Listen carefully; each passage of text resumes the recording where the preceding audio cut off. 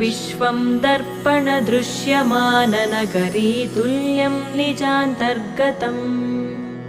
पश्यन्नात्मनि मायया बहिरिवोद्भूतं यथा निद्रया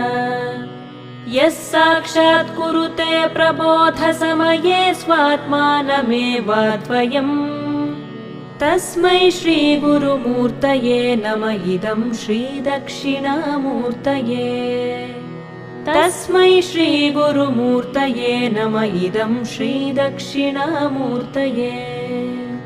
बीजस्यान्तरिवाङ्कुरो जगदिदं प्राङ्निर्विकल्पं पुनः मायाकल्पितदेशकालकलना वैचित्र्यचित्रीकृतम् मायावीव विजृम्भयत्यपि महायोगी वयस्वेच्छया